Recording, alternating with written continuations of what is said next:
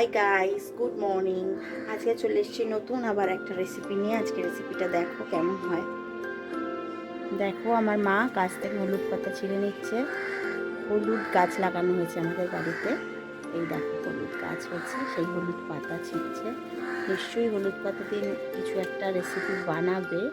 কি বানাবে এখনও আমিও জানি না, তবে পাতা ছিঁড়ছে এটা আমি তোমাদের দেখালাম, আমিও দেখছি। কি করবে সেটা এখনো কিন্তু আমাকে বলেনি, সিক্রেট কিছু একটা বানাবে।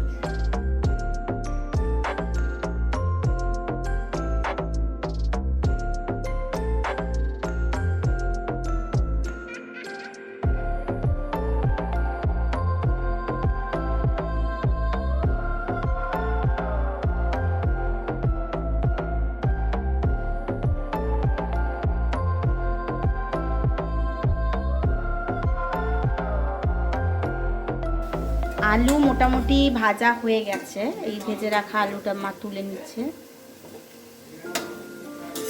আলুটা বেশ লাল লাল করে ভাজা হয়েছে। এইবার কড়াইয়ে তেল দেওয়া হচ্ছে।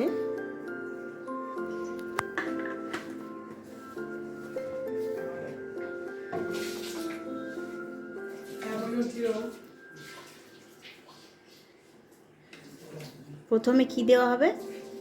কুচনো পেঁয়াজ দেবে।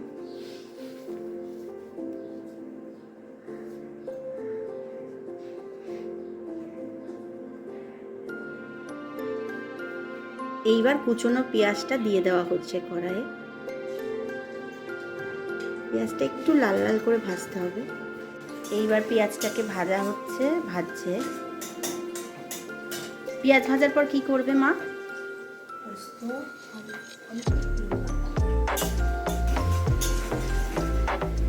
যেটার মধ্যে পোস্ত, তিল আর লঙ্কা একসাথে বেটে রেখেছিলে সেই মিক্সচার দেবে, তাই তো?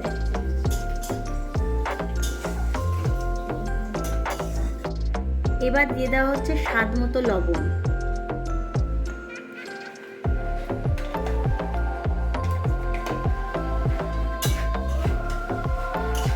স্বাদ মতো লবণ দিয়ে একটু নাড়াচাড়া করে নেওয়া হচ্ছে।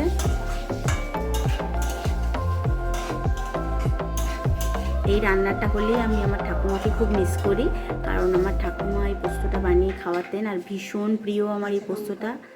এবার দেওয়া হচ্ছে কাঁচা লঙ্কা কুচি। ভীষণ প্রিয়, ভীষণ ভালোবাসি খেতে। ছোটোবেলার কথা মনে পড়ে, আমার ঠাকুমার কথা মনে পড়ে। ঠাকুমাকে ভীষণ মিস করি, উনি নেই এখন। পেঁয়াজটা লাল লাল করে ভাজা হয়ে গেছে বন্ধুরা। এবার এর মধ্যে দিয়ে দেওয়া হচ্ছে পোস্ত বাটাটা। তিল কিন্তু খুব কম পরিমাণে দেওয়া হয়েছে, না হলে তো তিল বাটা বেশি দিলে পোস্তর স্বাদ পাওয়া যাবে না। অল্প একটু 1 চামচ তিল পোস্তর সাথে পেস্ট করে দেওয়া হয়েছিল। এবার কষানো হচ্ছে।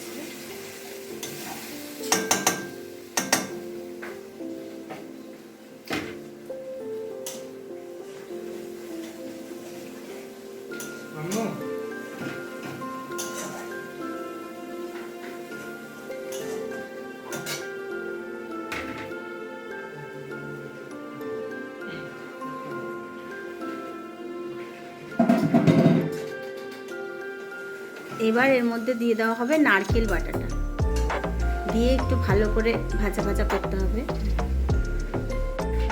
এবার অল্প পরিমাণে একটু হলুদ দেওয়া হলো। পোস্ততে হলুদ বেশি দেয় না, হলুদ না দিলেই বেটার। তো এবার কাশ্মীরি লঙ্কার গুঁড়ো দিয়ে দেওয়া হচ্ছে একটু কালার আসার জন্য।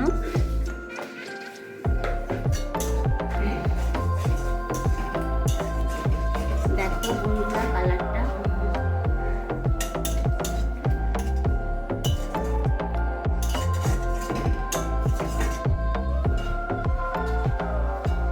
এবার ভেজে রাখা আলুগুলোকে দিয়ে দেওয়া হচ্ছে।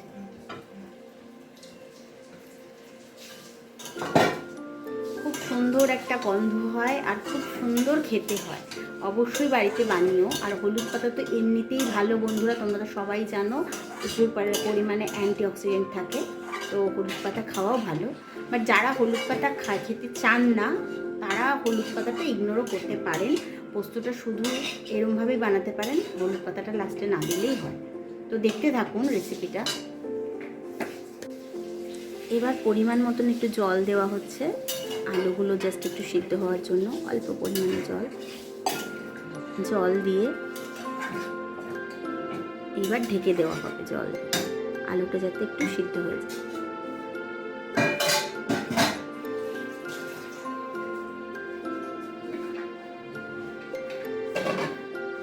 বন্ধুরা, পোস্তটা রেডি হয়ে গেছে, হলুদ পাতার পোস্ত। এটা খুব ইউনিক একটা আইটেম চট্টগ্রামের। তো সবাই এটা টেস্ট করো, খেয়ে দেখো রেসিপিটা বানিয়ে, ভীষণ ভালো লাগবে। আর যদি ভিডিওটা ভালো লেগে থাকে তো বেশি বেশি করে লাইক শেয়ার করো। আর অনেক অনেক ভালোবাসা তোমাদের সকলের জন্য। শুভ বিজয়ার প্রণাম বড়দের আর ছোটদের অনেক ভালোবাসা। তো সাথে থেকো বন্ধুরা। Thank you.